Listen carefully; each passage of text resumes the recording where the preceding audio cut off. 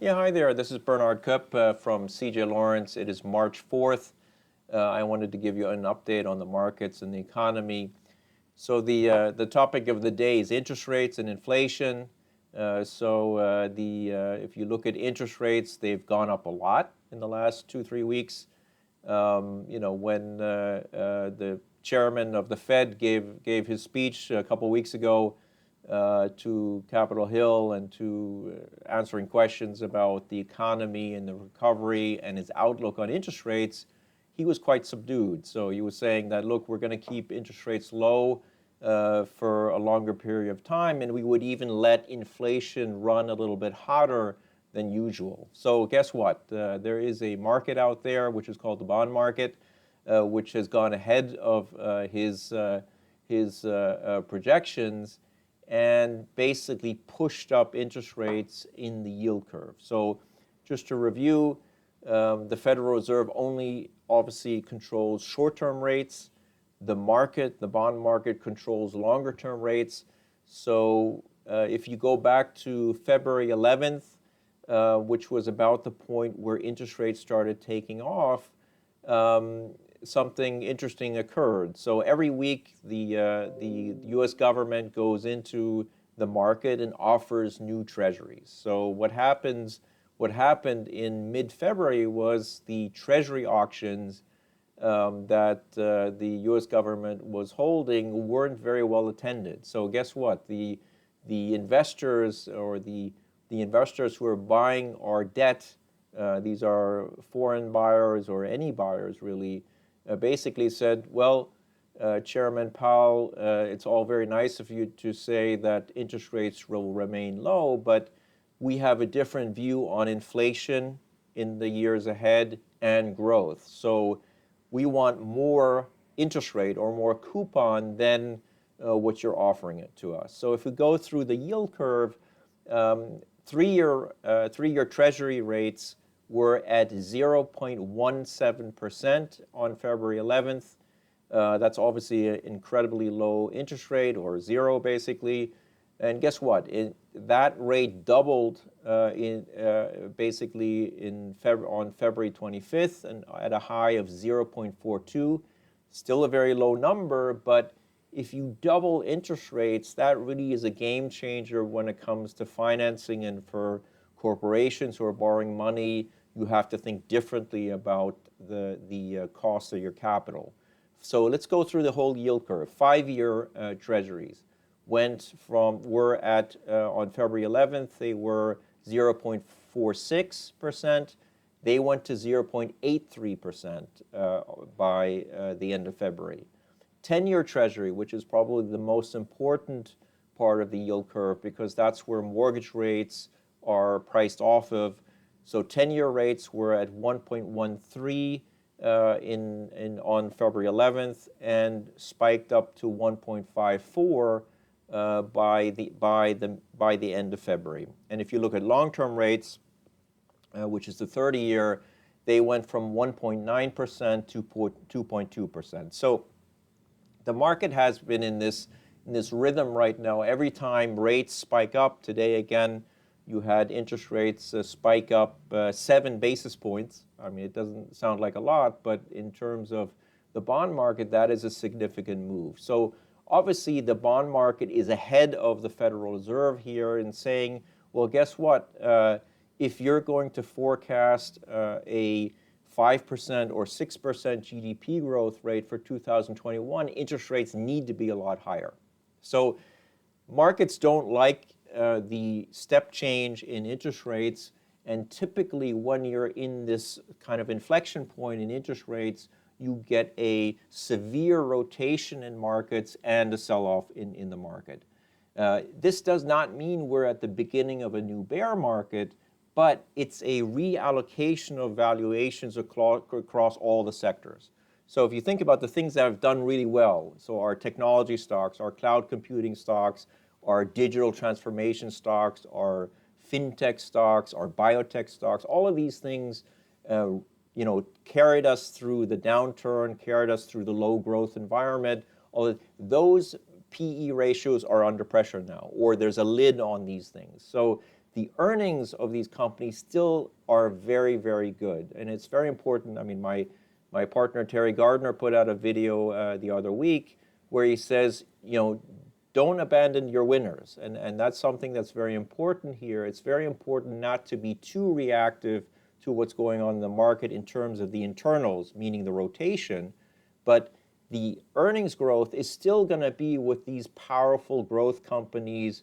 I mean, these are the Microsofts, the Adobes. The earnings in these companies are still going to be exceptional going through this phase. But we're seeing now a rotation into the more economically sensitive companies. So let me just review a little bit on the economy where we are.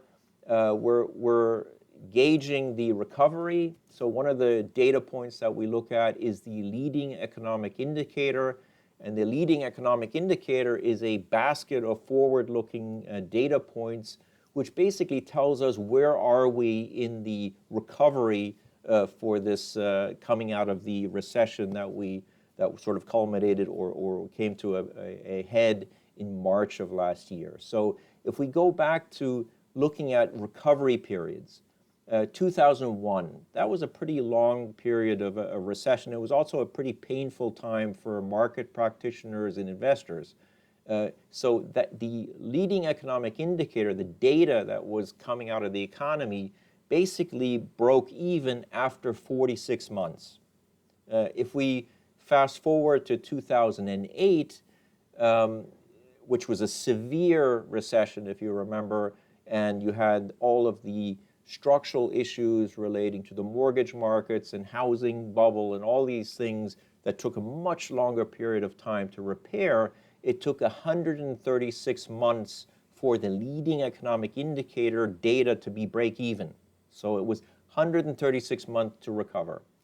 So now coming to the 2020 recession that was induced by obviously the COVID crisis and the pandemic, we are at a 17-month recovery period, only 17 months. So that's quite remarkable. So if we think about how this recession and downturn occurred, is more akin to a disaster, or almost like an environmental disaster, or a flood or a fire or something like that. It was not your typical cyclical downturn that we could model in the traditional way. So I think every economist on the street has been surprised by certainly the severe downturn. I mean, remember we used to talk about the tilted V recovery, but I think economists were always also surprised how quickly the part of the economy that never shut down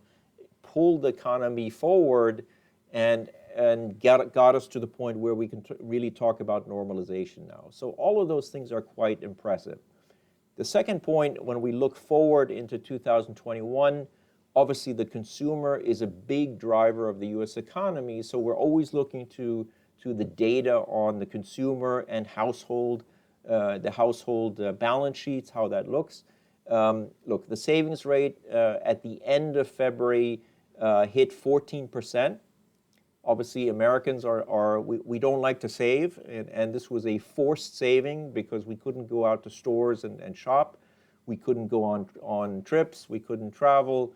So you had this accumulation of savings, which is quite abnormal, but to the tune of $2 trillion.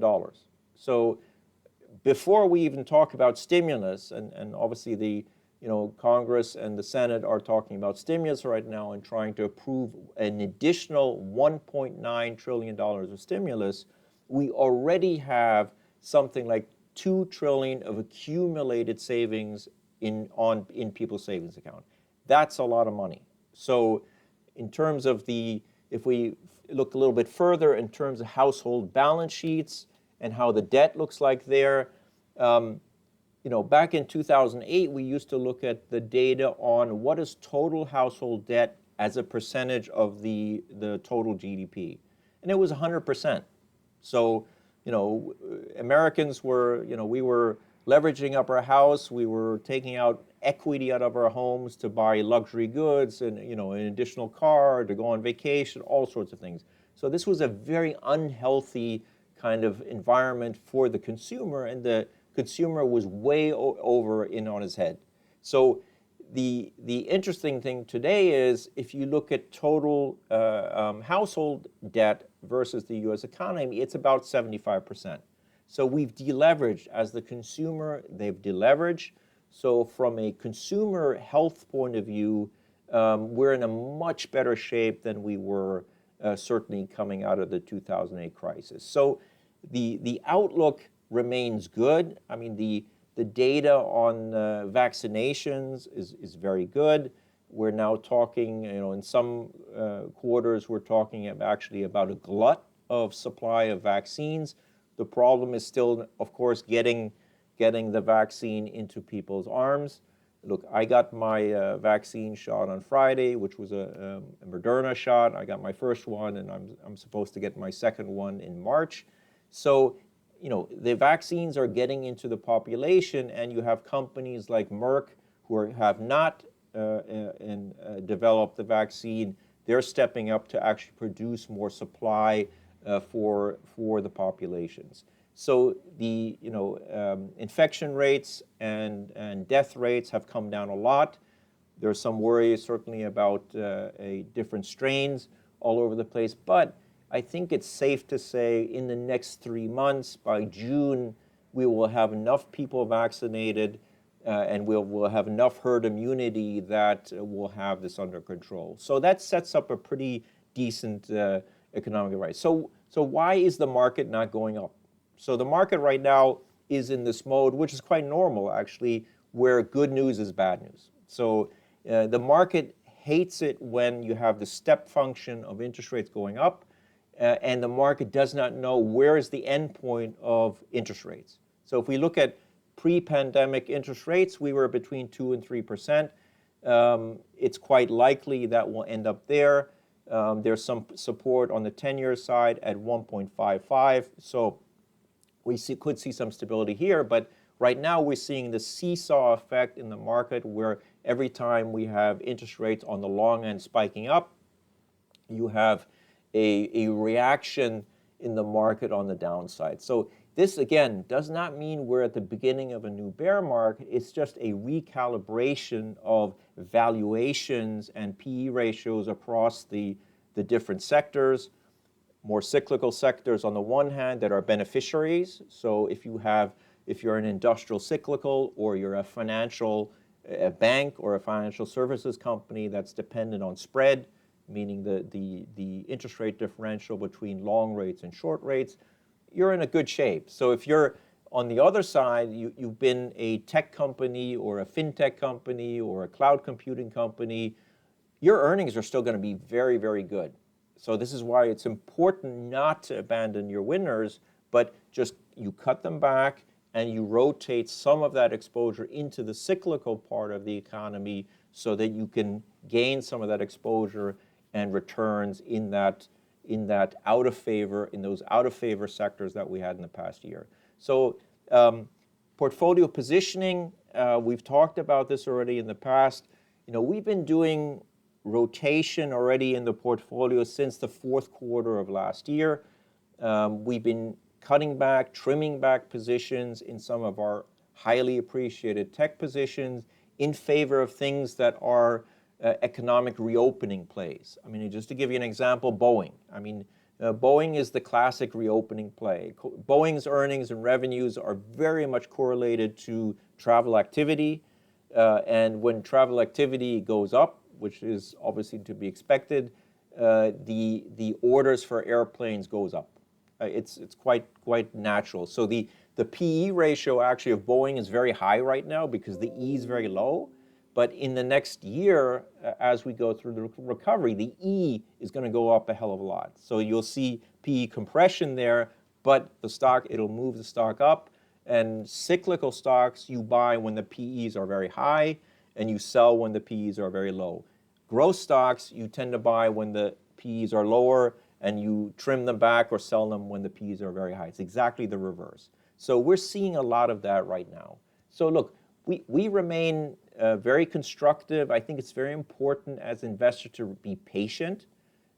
We position the way we call a barbell position. On the one hand, we continue to like our growth stocks. I mean, if you look ahead into 2022, growth rates are going to come back down to normal kind of GDP growth rates of 2 to 3% after a very big year, 2021.